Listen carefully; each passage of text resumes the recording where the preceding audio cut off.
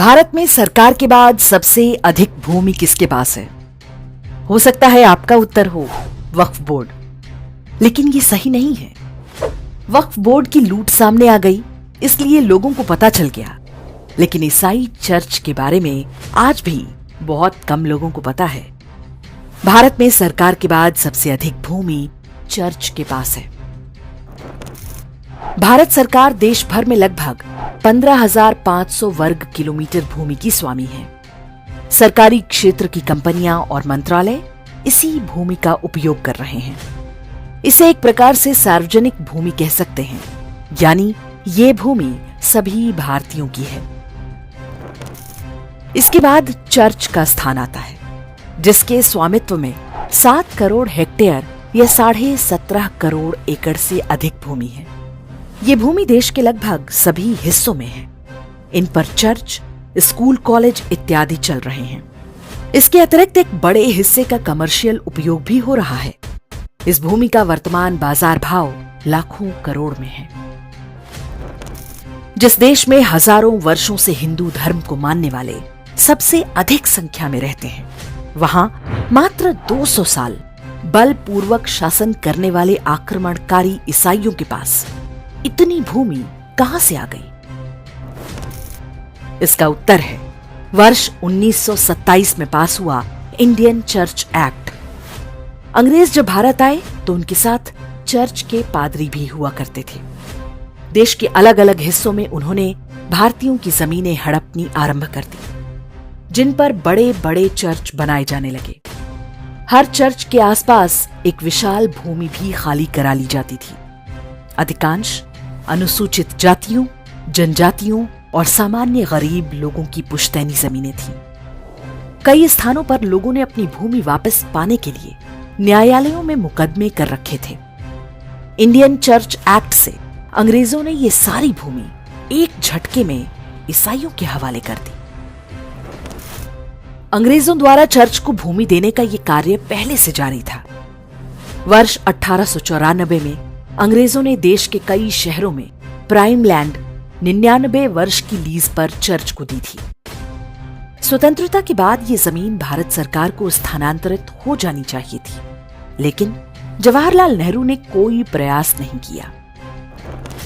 वर्ष 1993 में 99 वर्ष की लीज भी समाप्त हो चुकी है, लेकिन चर्च ने अपना कब्जा नहीं छोड़ा। चर्च इन भूमि के किराए से ही करोड़ों रुपए कमा रहा है।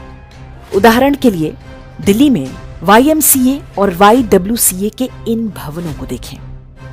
कनॉट प्लेस जैसे महंगे एरिया में ये दोनों होटल नुमा गेस्ट हाउस चल रहे हैं। यहाँ कई ऑफिस भी चल रहे हैं, जिनका लाखों करोड़ों रुपए का किराया आता होगा।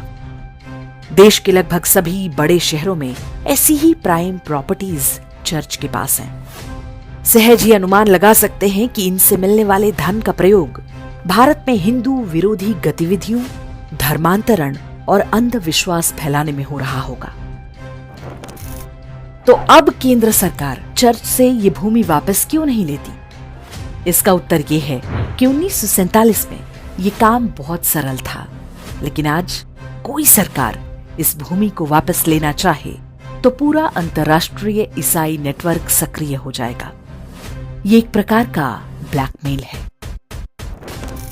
वर्ष 1965 में लाल बहादुर शास्त्री के समय में सरकार ने एक शासनादेश निकालकर कहा था कि ब्रिटिश सरकार द्वारा दी गई किसी भी लीज को मान्यता नहीं दी जाएगी, लेकिन इस पर कभी अमल नहीं होने पाया। कुछ स्थानों पर सरकारों ने न्यायालय के माध्यम से चर्च से जमीनें वापस ली हैं। 2019 में बेंगलुरु में ऐसी ही एक भूमि पर सेना ने दावा किया ताकि वहां पर मेट्रो स्टेशन बनाया जा सके। भारत की सेकुलर शासन व्यवस्था ने एक ओर चर्च की अवैध कब्जे वाली जमीनें तो उसी के पास रहने दी, दूसरी ओर पारंपरिक रूप से भारत के शासक रहे राजे रजवाड़ों की संपत्तियों पर कब्जा कर लिया। इनमें से अधिकांश वे हिंदू राजा थे जिन पर मंदिरों और गुरुकुलों की देखरेख का उत्तरदायित्व होता था। जब राजा की ही संपत्ति छीन ली गई तो वो मंदिरों की चिंता कैसे करेगा? इंदिरा गांधी ने राजाओं को मिलने वाला प्रिवी पर्स बंद करके बची कुची कसर भी पूरी कर दी। इस प्रकार हिंदुओं की पूरी आर्थिक और सामाजिक व्यवस्था चरमरा गई। सरकारें चर्च की भूमि लीज अवधि बीतने के बाद भी खाली नहीं करा पाती, लेकिन हिंदू मंदिरों की भूमि पर गिद्ध दृष्टि जमाए रखती हैं। देश भर में आए दिन सरकारों द्वारा मंदिरों की भूमि पर कब्जा करने के समाचार आते रहते हैं। हाल ही में तमिलनाडु के कलाकुरिची जिले का कलेक्ट्रेट बनाने के लिए हजारों वर्ष प्राचीन अर्धनारीश्वर मंदिर की 35 एकड़ भूमि सरकार ने अधिग्रहित कर ली।